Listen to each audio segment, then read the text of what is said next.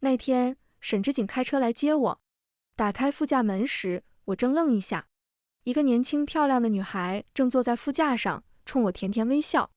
嫂子好。女孩很有礼貌地跟我打招呼，却没有起身让位的意思。我微眯起眼，视线转向沈之景。沈之景垂眸接电话，未注意到这边的暗潮汹涌。今天我们本约好一起去拍卖会，我期待着和他的这次约会，刻意精心打扮，却没想到他的副驾居然坐着别人。嫂子好，我叫白洛洛，是沈总新任助理。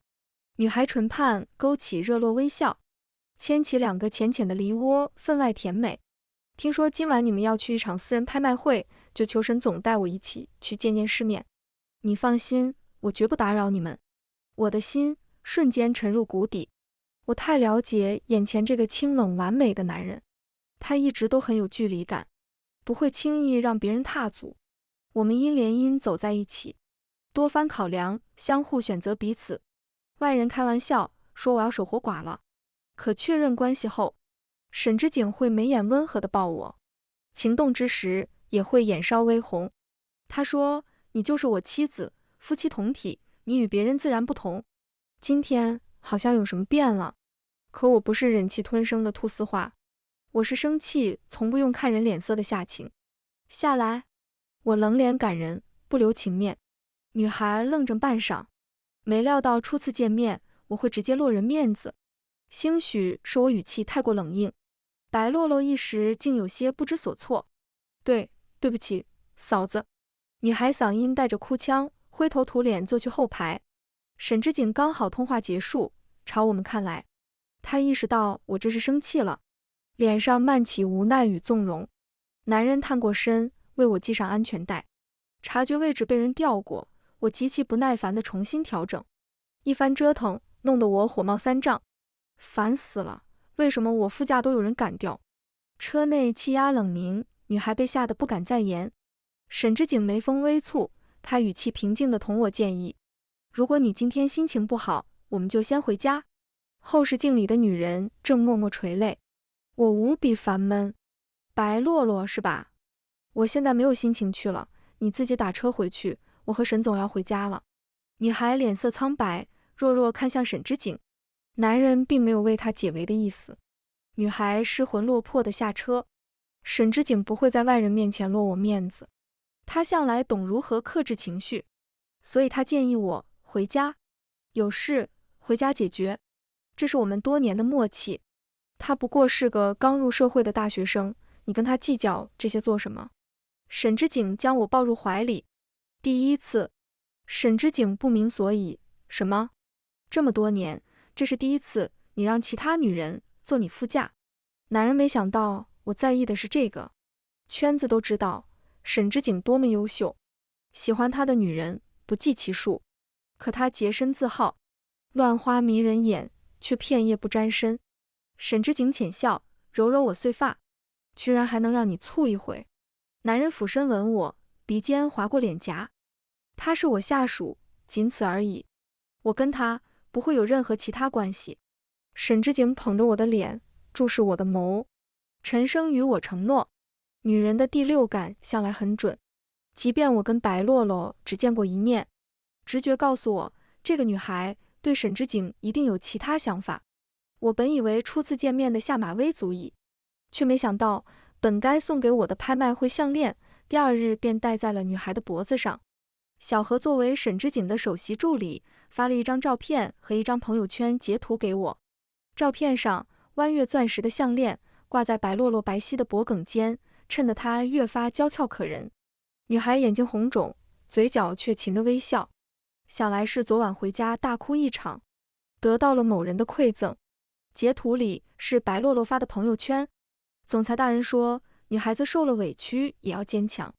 擦干眼泪，遵命，我的总裁大人。几个握拳加油的可爱表情，以及一张放在盒子里的项链图片。那一刻，我的血液都快凝固。虽然难以启齿，但我必须承认，我有被他刺激到差点失了分寸。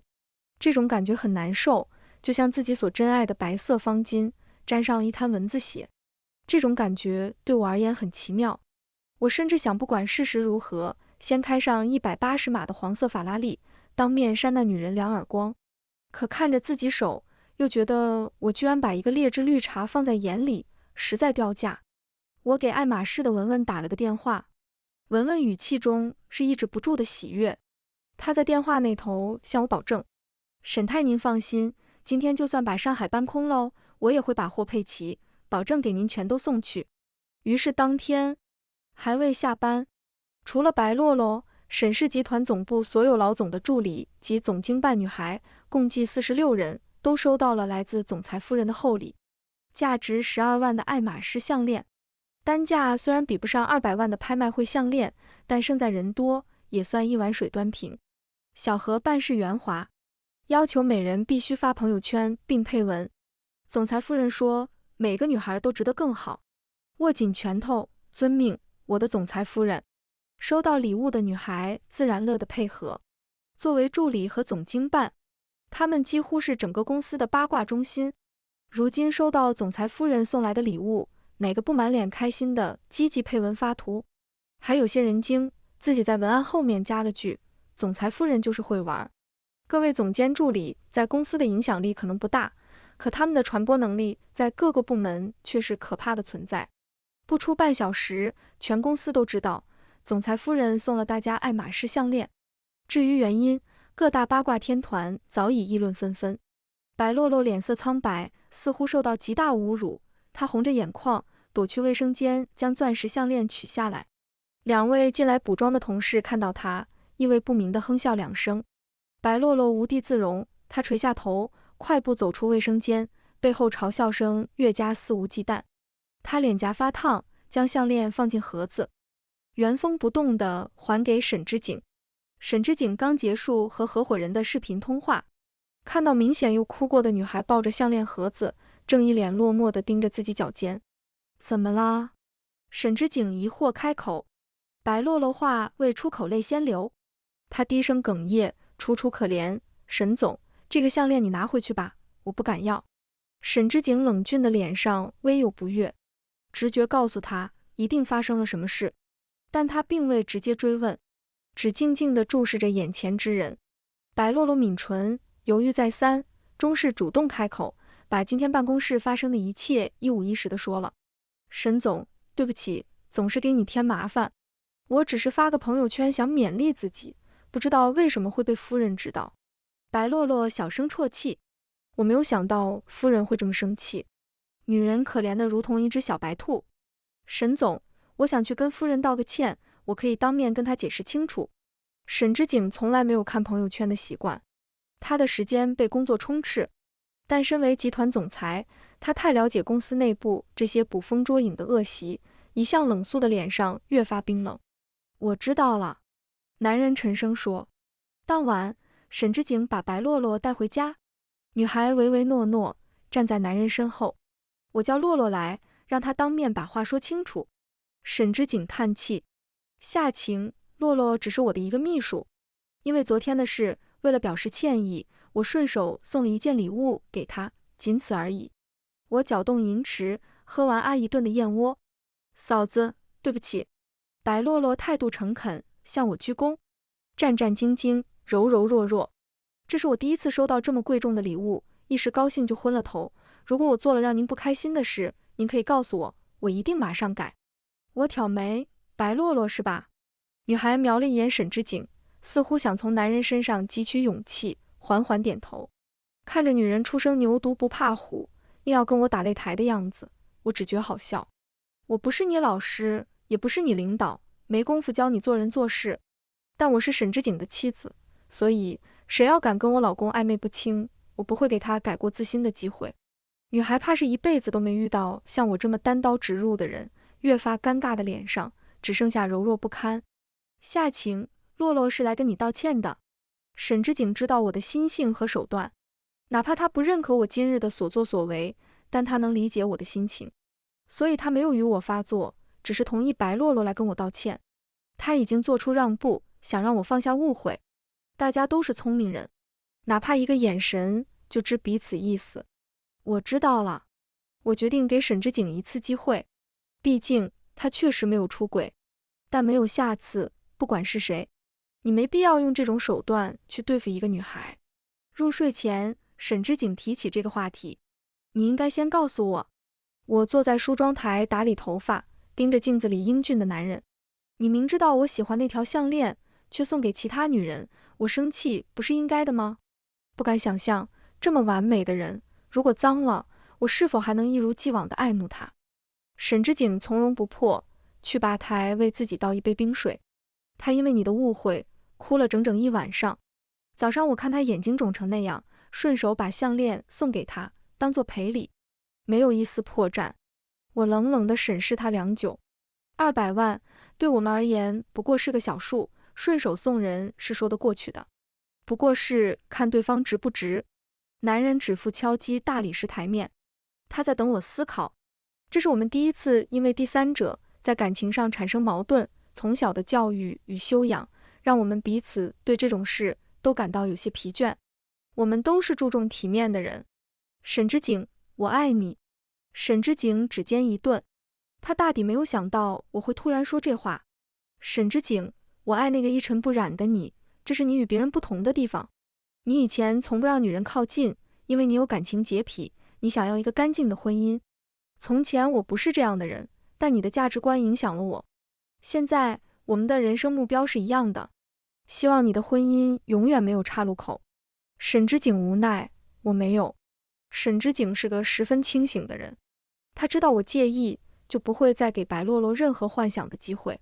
没有总裁提携，白洛洛作为实习生，只能从最基础的工作开始做起。以前他还有机会去总台轮值，现在小何根本不给他排班。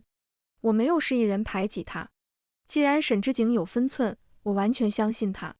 可这种事并不需要我有什么指示，拜高踩低的事大有人做。不消半月，这位新任秘书就受不了这种工作落差和心理打击，整整瘦了一圈。转折发生在一个重要的高层会议结束后。那天，白洛洛一人被安排收拾小会场，女孩穿着套裙，跪在地上，拿着刀片，费力地清理地毯上的口香糖。这一幕被临时折返的沈之景撞见，察觉到身后之人，女孩窘迫地慌忙起身。沈之景目光深邃幽冷，这样的沉默注视让白洛洛的自尊荡然无存。沈总，女孩的泪水不自觉滴答下坠，她没有演，也没有装。沈之景本来就是她爱慕却触碰不到的太阳，她被边缘化时差不多快要认命，如今自己这副样子被男人看见，白洛洛恨不得推开沈之景，夺门而出。半月不见，那个原本开朗活泼的女孩就已经脆弱成这样。这是沈之景第一次发火。他回到家，将我递来的水杯狠狠摔在地上，水花溅起。你为什么还不肯放过他？夏晴，我敬你爱你，一次次忍让你对他的侮辱与伤害。欺负弱者能让你得到什么快感吗？我想起来，沈之景留学期间，他上初中的亲妹妹因为校园霸凌跳楼自杀，这成了他心中抹不去的伤疤，因而对此深恶痛绝。夏晴，不要再让我看到你用这些手段伤害别人，否则我不会再袖手旁观。我愣愣看着眼前情绪失控的男人。婚后第一次，沈之景为了一个女人，为了一件我没做过的事，失去理智，冲我发火。这种感觉很难受，就像玻璃碎裂，就像覆水难收。沈之景将白洛洛提拔为个人助理，同时雷厉风行地开除小何，这个跟他打拼了7年的总助。你得搞清楚，你究竟是在替谁做事。小何在某些方面很倔强，我在替你，沈总。有些事情我会私下联系太太，但仅涉一些私事。男人将排班表扔到小何面前。是吗？这么义正辞严？那你的职业操守有没有让你仗势欺人？小何哑然，他知道自己为难白洛洛被发现了，面上便露了怯。沈之景一目了然，毫无容人之量，不能明辨是非，公私不分打压同事，你还有什么资格担任总助一职？小何颓败地走出办公室，外面几位助理神色凄凄。何姐，你真的要走了吗？豆大的泪珠还未来得及夺眶而出，小何便迅速抹去。我走了，姐妹们江湖再见。我和沈之景陷入冷战，史无前例。他住在酒店，白洛洛来拿他的换洗衣服。杀人诛心，沈之景要是不想让人好过，只会比我过之而无不及。住家阿姨早就接到电话，为他整理好日常用品。白洛洛大概是被我的脾气吓怕了，接过阿姨整理的行李箱，就乖乖打车走了。临走前，他小心翼翼地说：“太太，沈总让我们加个好友，以后有什么事你可以和我联系。”小何走了，白洛洛替了他的工作。没什么好联系的，叫他有多远就滚多远。白洛洛不明白，为什么如今沈之景都住酒店了，我还能这么硬气。他眼中有不解，更多的却是窃喜。阿姨摇头，好心劝慰：“太太啊，要不你就服个软吧，去跟先生道个歉。平日里架都不吵的两个人，怎么就突然闹成这样？”阿姨跟着沈家10几年，相处时间久了，到底有情谊在。她也在等我去认错道歉，是吧？可笑，我凭什么道歉？沈之景再也没有回来过。白洛洛的朋友圈却更新频繁，大多是与沈之景的行程。香奶奶的私人定制晚礼服，私募基金的晚宴邀请函，峰会论坛的100万烟火，帆船酒店的晚风夜景，清风资本 CEO 合影等等，无一不在感叹遇见对的人能开启好多人生第一次，引得下面动辄破100的点赞，甚至有人在评论区出主意，让他开通抖抖，向大家展示上层社会的日常点滴。几个共同好友疑惑地把他朋友圈截图发我，并打上个问号。现在要想知道沈总行踪，看着秘书朋友圈就能猜个七七八八了。大家都是聪明人，说话点到为止。以前陪伴沈之景出席活动的人大多是我，如果我恰好有事或不乐意去，便由他的几个助理轮流担任。而今他的固定女伴换了人，我没有心思回复好友的善意提醒，只简单发个谢谢的表情包。那时我正在私下请夏氏财会帮我做财产分割，这是一件庞大而复杂的工作，因为联姻2个集团相互持股，还有我操持的家庭基金、各种房产、金属、股票、轮船等投资不计其数，甚至有些国外房产我需要看到房产证地址和照片才能大致想起来，这些东西整理起来有些费时。那天我接到出差回来的沈之景电话，妈让我们回去吃饭。我们像什么都没发生，一如既往。司机去机场接的沈之景，然后接我一起去顾家。沈之景和同行的白洛洛一起坐在后排，他们居然为我留了一个副驾。白洛洛的幸灾乐祸不言而喻，我被自己的境遇气笑。只是这次我不再宣示自己的主权，平静地接受了副驾位置。沈之景神色冷冽，周身气压低得可怕。嫂子，今天我们才从曼哈顿回来，老夫人说想见沈总了，我就顺路买了些礼品，一起去拜访下老夫人。白洛洛还和从前一样聒噪，气质却比以往成熟稳重。想来这段时间跟在沈之景身边历练不少。我没说话，闭目养神。白洛洛自讨没趣，沈之景薄唇紧抿，一路无话。看到白洛洛时，沈母有些诧异。女孩驾轻就熟地打招呼，自我介绍。她似乎对讨好别人十分有研究，不消片刻就把沈母哄得开怀大笑。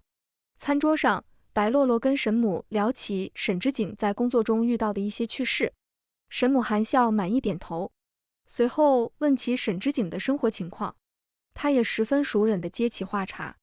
餐桌氛围明显怪异起来，白洛洛嘴角还带着梨涡浅笑，在骤然冷凝的氛围中，意识到自己说错话还算不是很愚蠢。生活日常是我该答的问题，沈母不是傻子。沈之景一言不发，我优雅试嘴，妈，我怀孕了。啊，真的吗？请，这是个天大的好消息。沈母眼睛一亮，什么时候的事？从我上车起就一直冷脸不语的男人，此刻脸上罕见的有些动容。我十分恶趣味的挑眉，昨天刚查出来，医生说已经3周了。沈母欢天喜地要去跟沈父打电话，又唠唠叨叨说着明天再陪我去医院看看。白洛洛诧异，一双杏仁大眼看起来是那么天真无邪。嫂子，你会不会把时间搞错了啊？这2个月沈总和我都在国外出差啊。沈母听闻这话，一脸错愕。没有错，特地找的妇产科特别有名的方教授，确实才3周。我把3周2字着重强调。沈之景很清楚，这段时间他都不在家，这个孩子不是他的。方才男人脸上的温和骤然不见。夏晴，沈之景周身酝酿着即将爆发的暴风雨，却又极力隐忍压抑，似乎在等我一个解释。我笑得越发得意。恭喜我吧，沈之景，我要当妈妈了。别开这种玩笑。他冷冷地开口。我将早就准备好的孕检报告放到桌上。很遗憾呢，这不是玩笑。在你和情人出去度蜜月的这段时间，我寂寞难耐，也找了几个曾经的情人共度良宵。现在我也不知道孩子爸是谁。如果你不介意，我可以让孩子叫你爸爸，不过他得跟我姓。我每说一句话，男人脸色就越冷一分。够了。直到我说出最后一句，沈之景终于忍无可忍。我对男人的愤怒视若无睹。沈之景被戴绿帽的感觉好受吗？沈之景怎么都想不到，我会明目张胆的出轨，在义正辞严的公告天下，我怀上了别人的孩子。我从来没给你戴绿帽子。男人双手紧握，青筋隐现。看来这个消息对他的冲击确实不小。我们只是工作，没有越界，我从没出轨。我摸摸自己肚子，不想听他迟来的解释。你的秘书每天在朋友圈炫耀你与他的工作日常，沈之景，你没看到吗？甚至连我们的朋友都察觉到异常，提醒我注意，你还觉得不算越界吗？你能带他在外面看星星看月亮，我就能跟其他男人谈诗词歌赋，谈人生哲学。沈之景罕见地动怒了，我却不甚在意，反而有些遗憾。可惜了，沈之景，没来得及找个男的一同带回沈园，比起你今日的挑衅行为，我还是略逊一筹。沈之景无法接受，他自认跟白洛洛坦坦荡荡，他们之间除了工作沟通交流所剩无几。他只是想借白洛洛敲打身边人。他不明白为什么我们会闹成这样。在此之前，他一直认为我们的婚姻非常稳定美满。嫂子，我和沈总是清白的。在沈母面前，白洛洛迫不及待想为自己辩解。沈夫人和我通过几次电话，为了方便工作，我才借着这个机会过来拜访。这对我来说都是工作。你没出来上过班，也许不知道，作为总裁首席秘书，什么都要做到面面俱到，但我和沈总真的没有半点越矩。白洛洛坐在沈之景身侧，抬头挺胸。是吗？来时的路上，你坐在沈之景身边，让总裁夫人坐副驾，你的面面俱到突然喂了狗吗？我毫不留情地拆穿。女人哑然，不知该怎么接话。我也没放过沈之景。沈之景，这就是你亲自培养2个月的首席助理。小何也是女人，也是你的秘书，她从大学毕业就跟着你，她可曾坐过你身边？她比白洛洛还面面俱到，我可有针对过她一次。沈之景呼吸急促，眼尾已泛起红晕。我们离婚吧，沈之景。男人拉着我回家，将白洛洛遗落在沈家庄园。这是冷战以来他第一次回家，家里早已被我处理得七七八八，就连一众住家阿姨也被我遣散。沈之景停住脚步，错愕愣神，这个我们共同住了3年的家此刻已变得陌生。他终于意识到，我的离婚已有预谋。沈之景红着眼，不可置信，他将我死死搂在怀里。夏晴，我没有出轨。男人失落低沉的声音在耳畔萦绕。你把孩子打掉，我们重新开始。像是听到什么笑话，我反唇相讥。那是我的孩子，为什么要打掉？我的冷静4次痛了沈之景的心。我什么都没做，你明明知道。我挣脱男人的束缚。是的，我知道，你还很干净。可是又有什么用呢？你让白洛洛来家里取你的行李箱，你知道我会膈应。你带她出席所有场合，你知道我会被非议。你什么都知道，可是你还是这么做了。你默许他的挑衅，让我难堪，逼我求和。你厌恶我恃强凌弱，可沈之景，你看到那个所谓的弱者，在一次次故意挑衅我的底线吗？我流着泪，回想过往种种，不敢相信自己的婚姻竟然如此不堪一击。你知道他对你有意思吧？我早就提醒过你，沈之景，比起愚昧无知，明知故犯才最为致命。沈之景身形颤抖，站立不稳，声如蚊蝇。对不起，夏晴。他总让我想起之田，我害怕你也变成那些怪物。沈之田也有2个甜甜的酒窝，我只是不想看到他落泪，从来没有对他有过任何心思。看着男人的忏悔，我内心毫无波澜。也许他清白无辜，但我不想傻傻地把自己的软肋递给任何可能伤害我的人。沈之景不同意离婚，他重新招了一位精英男总助，他甚至在酒窖喝得酩酊大醉。我费了9牛2虎之力把他扶到沙发，他酒品不错，安静且任人摆布。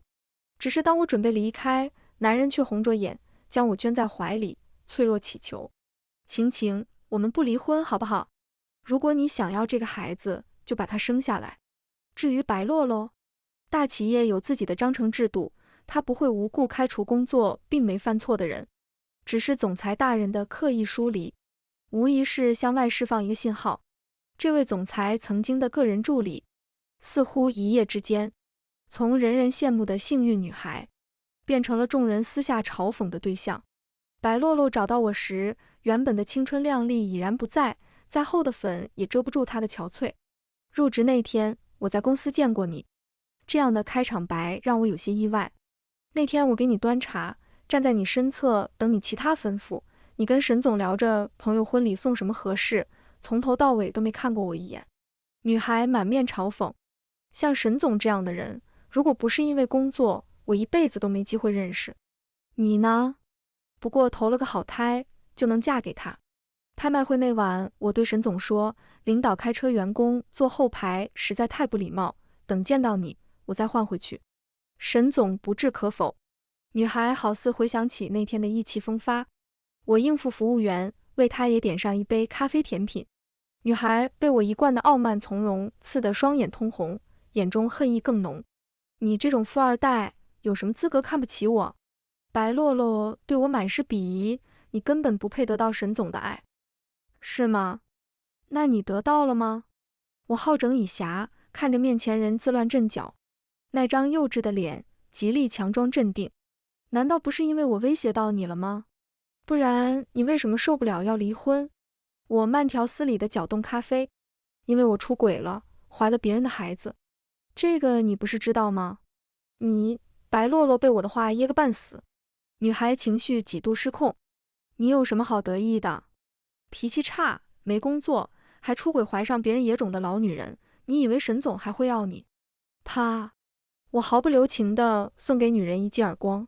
首先，我再老，也比你心心念念的沈总小2岁。然后，你算个什么东西，敢说我孩子是野种？最后，这一巴掌早就想扇你了，蠢货！我肚子4个月大时，沈家之再无回旋余地。在沈氏压力下，沈之景同意与我和平离婚。2家持股涉及很广，当初谈好的战略合作因为相互得益，父辈觉得没有必要变更。婚前财产分割非常清楚，双方没有任何异议。婚后共同理财，我也整理得井井有条。沈之景平静地签了字，他像跌落神坛的白鹤，被自己折断了翅膀，鲜血触目惊心，染红曾经洁白的羽毛。我们体面地离了婚，相互跟彼此告别。孩子出生时随我姓夏，外人以为是个早产，但基因确实很棒。妈妈一直追问我孩子爸是谁，我没有告诉她。所谓的一夜情男人不过是我信口雌黄，可是他们没必要知道。因为是个男孩，父母不再急于劝我相亲，他们打算趁自己年轻，把孩子当继承人培养。随着小屁孩渐渐长大，竟越来越像他爹模样。没了婚姻束缚，我这几年过得肆意潇洒，也玩过几个年轻帅气的男朋友。小何偶尔跟我闲聊，从他那里我大概听到一些八卦。白洛洛没干半年，自己就待不下去走人。可这个圈子里的人哪个不是消息灵通？根本没有大公司敢要。沈之景这2年越发孤冷，专注打理事业。每到年终股东大会，老爸便让我回国代父效劳。我知道二老什么心思，觉得好笑，又懒得拆穿。会议完后，沈之景会拉我上车，说是顺路去给我父母拜年。夏小屁很喜欢沈之景，有人偷偷教他，这是他爸爸，他就扭着屁股，见到沈之景就喊爸爸要抱抱。沈之景很疼他，从不拒绝。如今小孩样子渐渐长开，他哪里还不明白？过年期间我会一直待在国内和家人团圆，沈之景就推掉所有工作一起陪着。他想问我要不要复婚，我拒绝了。婚姻宁缺毋滥，不然遭罪的就是自己。倒是夏小屁，每次见到沈之景就肉眼可见的比平常要开心。他一定要坐在我和沈之景的中间，左一句妈妈，右一句爸爸，傻乐喊个不停。我拍他后脑勺，让他别乱喊。沈之景红着眼眶，不知所措。他有千万个对不起想对我说，可我已经不需要了。这个故事到这里就结束了，感谢您的收看。如果您喜欢这个视频，就给我点赞订阅一下吧。衷心祝您吉祥如意，万事顺心。